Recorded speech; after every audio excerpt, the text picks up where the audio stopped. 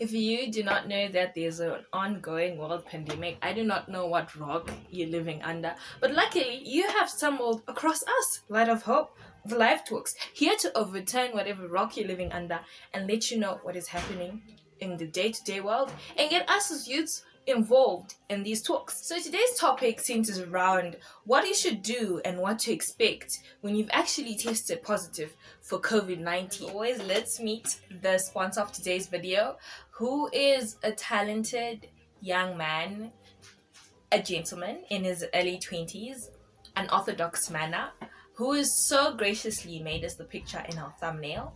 Unorthodox Manner is both a brand and an upcoming company that specializes in digital art. So they go from making album artwork to personalized cards to comic book inking and custom digital comic style illustrations. So for commission work, get in touch with him by following the links in the description down below.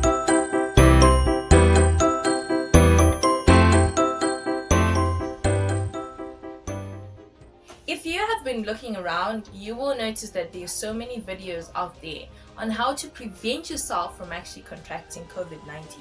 And almost everyone can sing the necessary precautions. Wear your mask at all times, sanitize and wash your hands regularly, social distance and avoid unnecessary movement. We all know the precautions and we all know we should follow them to keep our friends, family and ourselves safe.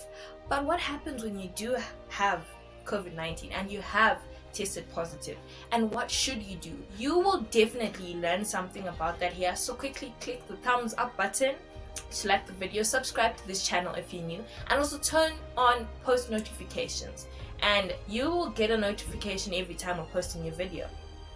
There were a couple of articles that came out that said that we as the human population have never actually managed to eradicate a virus completely except for smallpox, and these viruses exist in both animal populations and human populations. Just they have somehow, we as humans have somehow come up with an immune system enough to fight the virus. So we're talking the influenza virus, which is like a flu, right? And this is what we hope to achieve with COVID-19. So with or without a vaccine, COVID-19 is never going to go away completely. And 3-5 years from now, it'll be so out of this world to think that we will still be keeping 6 feet apart. We will still be keeping at least a meter apart from each other. We'll still be wearing masks, sanitizing, because that is not normal. We want our old normal back. And so during the course of all this time, when we are getting to that stage where we can live with the virus and let it not be the reason for us to shut down the whole country, the whole society, and shut down everything that we know it and turn our normal into something else, we are probably going to get a large number of people contracting the virus. But also there's about an 80% recovery rate, and so many people are recovering because this is just a virus. Your body is strong enough to fight it. So what do we do when we have actually contracted the virus? Starters, after getting your results that you've tested positive, do not panic. Take a deep breath and remember that there's so many people out there recovering. And because when you panic, you increase your stress levels, and stress levels have never been shown to be good for someone who's supposed to be making a recovery. So remember to stay positive.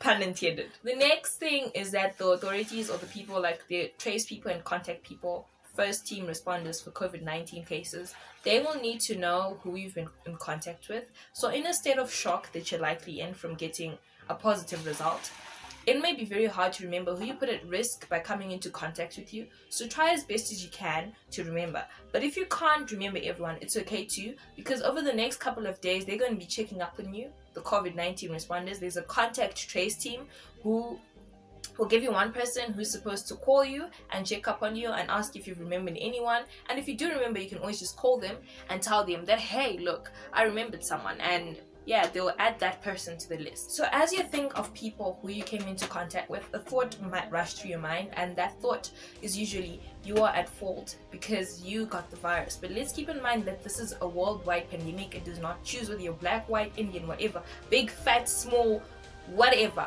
It does not segregate. It's going to affect everyone. You never wanted to contract the virus in the first place. So it is important to remember that you are not to blame. You were just at as risk as anyone else of contracting the virus, and you did contract the virus. And now it is the responsible thing to do to be as honest as possible with the people around you, the people you came into contact with, and tell them that, hey, I tested positive. The most difficult part, I think, is actually telling the people. Like I said, you have to be honest, but so many people will have so many reactions, and they react so differently to stress and shock. Some people might blame you. Like I said, remember, you are not to blame. Some people might not want to talk to you. They might just cut you off completely and later come back a few days and actually ask you what is happening. Some people will be completely calm, so you have to be able to deal with all of that on top of all of your shock. And so many people will be so concerned about you. They'll bombard you with messages, questions. Why did you get tested? What symptoms are you feeling? All of that. Remember to stay calm, and if you feel overwhelmed, just take a break. Go off social media, switch off your phone. Just let them know, I'm fine, guys. Leave it at that. And also to the people who are surrounding this person who tested positive, and as much as you are concerned, this person is still in shock. So please remember that, and do not overwhelm them, do not bombard them with messages and how we use. It is great that you guys are concerned, but just give them a moment to take it all in and digest it and come to terms with it. The next step after all of that is self-isolation, which is pretty intense and gets super lonely. So this is the time when I would suggest to put social media to good use. Talk to the people who keep you uplifted, who have positive vibes and are there to support you, your friends, your family. Keep in touch with them, because for the next 14 days you will be in self-isolation, which is you will be staying in your room. No one is allowed to talk to you, have contact with you. Your food is left for you by the door, and this is the step before they actually take you into quarantine. So in this 14 days, they are going to be monitoring your symptoms, how you are, if you remembered anyone, how everyone else you put into risk is, and everyone else who was at risk is going to be contacted, and they will also have to self-isolate for the next 14 days.